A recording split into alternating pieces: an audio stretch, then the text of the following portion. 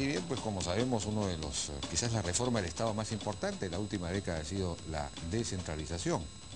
Una reforma muy discutida, hecha de un modo muy apresurado, muy improvisado, en fin, pero ha avanzado considerablemente. Casi todas las competencias que estaban previstas ser transferidas han sido ya prácticamente transferidas a los gobiernos regionales y locales. 60-70% de la obra pública la ejecutan los gobiernos locales y regionales, cosa que hace 20 años no pasaba del 5%, es decir, había una transformación estructural del Estado, sin duda. Entonces, pero sabemos que hay problemas serios de ejecución, de priorización, en fin, de distinto tipo, de corrupción muy grandes. Estamos con Carlos Monge, que es investigador de DESCO y especialista en estos temas. Carlos, ¿qué tal? ¿Cómo estás? Gracias, ¿Cómo te va? Muy bien, felizmente. Bueno, ¿qué podemos decir acerca de los... Bueno, ha habido...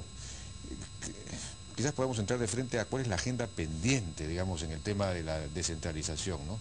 Por ejemplo, estaba viendo el otro día, hay serios problemas con delimitación de funciones, que eso todavía no está resuelto. Se supone que los ministerios tienen que dar unas leyes de organización de funciones donde ahí se van a delimitar bien las funciones, se han hecho o deberían estar haciéndose unas matrices para saber qué cosa le corresponde a cada nivel, y mientras tanto nadie sabe bien cuál es la función de cada, a lo mejor se superponen las funciones. El gobierno central ha perdido capacidad incluso de monitoreo, de control en muchas cosas. Entonces hay una tendencia pues al desorden, ¿no? Que se suma a esta fragmentación política del sistema de partidos. En general es un incremento tremendo de la entropía, el desorden en el país. ¿Cómo ves ese tema? ¿Qué está pasando ahí? Yo creo que hay tres temas, bueno, hay varios, ¿no? Pero digamos, quedémonos con tres que son importantes. El primero es el que tú acabas de señalar. Hay un problema de base con el proceso de la descentralización, que es un proceso que, para ser redundante, privilegió el proceso sin tener perfectamente claro a dónde iba. Es este tipo de esquema la española, es una descentralización abierta, que no tiene un diseño ni un final predeterminado, sino que se va construyendo en función de las correlaciones de fuerzas y las iniciativas de los actores que están involucrados. El estilo de Antonio Machado. Por eso es que en España hoy día los catalanes dicen, bueno, y ahora pedimos que nos digan que somos nación. Sí, pues. Entonces el resto reacciona, porque no está definido a dónde va la descentralización española. Lo que está definido es que hay un proceso permanente y abierto. El diseño peruano es igual. Uno de los costos de ese diseño es que la mayor parte de las competencias transferidas, que como tú dices, se culminó en buena parte la transferencia de competencias previstas en el Plan Nacional de Descentralización, pero la mayor parte se transfirieron en condición de compartidas. Entonces, claro, vaya uno a entender, claro, compartido hasta dónde, hasta la muñeca, el codo, el brazo, el hombro, el cuello, ¿no? Y eso es lo que se está tratando de solucionar con las leyes orgánicas de cada sector, en donde efectivamente hay que definir con mayor precisión qué significa que compartamos algo, ¿no?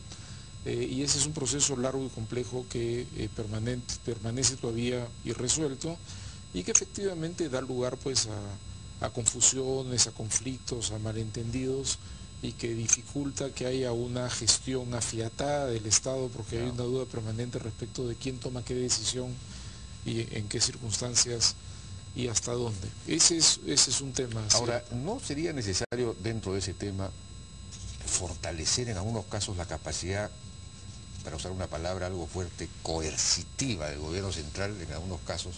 Si recentralizar algunas, no sé si recentralizar, pero fortalecer la capacidad de control, no solamente de monitoreo, sino de sanción, cuando algún gobierno regional o local desacata algo que le corresponde determinar al gobierno central.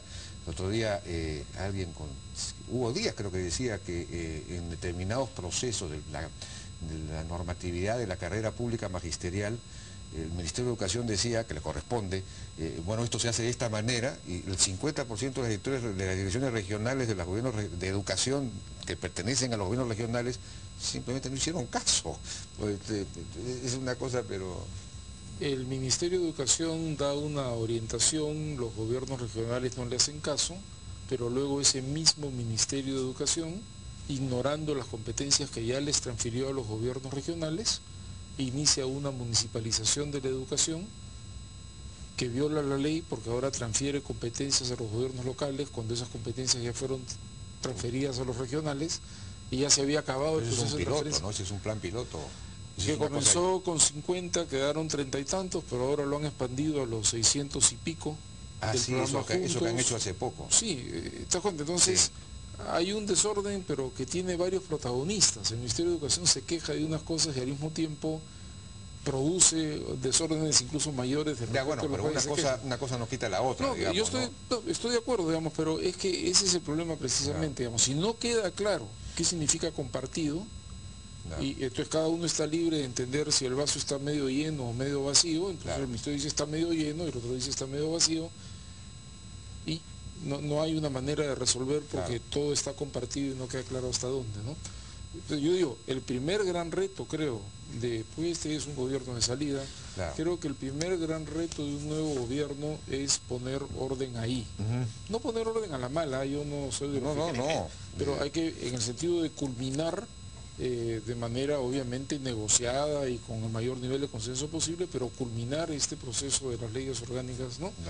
De los sectores, y terminar de definir exactamente qué le corresponde a quién, y a partir de ahí lo que tiene que hacer es funcionar el Estado, es decir, si alguien hace algo mal hay una Contraloría, ¿no es cierto? Si alguien hace algo mal hay procuradores en los sectores, habrá denuncia y habrá sanción penal donde corresponda, pero mientras tanto está todo muy dejado a la interpretación de los que intervienen, y eso es una receta para el conflicto, demasiada discrecionalidad de todos, ¿no? De acuerdo. O para la inacción de repente también. Y para la parálisis, digamos, aquel que no le queda claro y quiere evitarse un juicio no hace nada. Sí, no hace nada. Esa es también otra de las lógicas de la cultura del Estado, ¿no?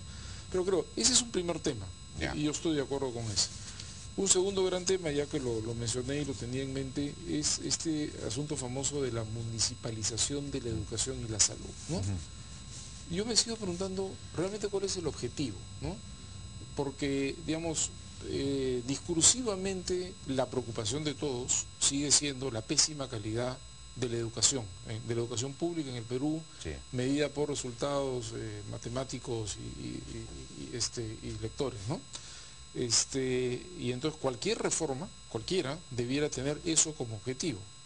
Pero cuando ves que la municipalización de la educación en lo que está consistiendo es en la transferencia de responsabilidades de gestión administrativa, contratación, despido de personal, pago de salarios, pero tú dices, pero ¿eso es lo principal? Digamos, la calidad de la educación en el Perú depende de en qué caja cobra el sueldo.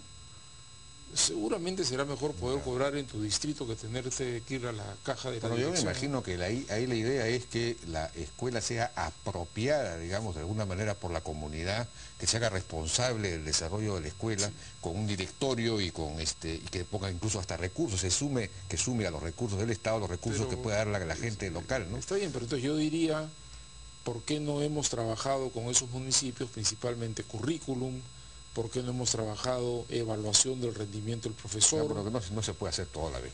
Pero no sé, yo digo comenzar por definir quién gira el cheque, y en qué caja cobra el maestro. Es lo principal, el que fuera de eso todo es ilusión, parafraseando.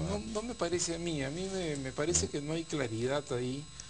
Claro, lo que no ha habido es una evaluación de la experiencia que se ha llevado a cabo. Para comenzar, no ha habido evaluación del piloto. Eso es fundamental para saber qué cosa ha pasado. Se ha ampliado a los 600 municipios de Juntos. ¿Cuáles son esos? Los más rurales, los más distantes, los más pobres, que tienen una institucionalidad más precaria, que tienen el personal humano menos calificado. Entonces, en aquellos donde tienes más posibilidad de fracaso o más dificultades, ahí decides lanzar el primer asunto de masificación, y veo con miedo, digamos, así lo han expresado varios, que después de esto, igual sin evaluación alguna, se decía, y el 2012 vamos a todos. Me parece que la educación es demasiado importante como para jugar así. Ya nos queda poco tiempo, desgraciadamente. ¿Qué otros grandes temas hay? Hay uno que se viene como por un tubo, y que sé que para ti es un tema importante, lo hemos conversado antes varias veces. Los gobiernos regionales van a comenzar a solicitar intervención en el tema extractivo.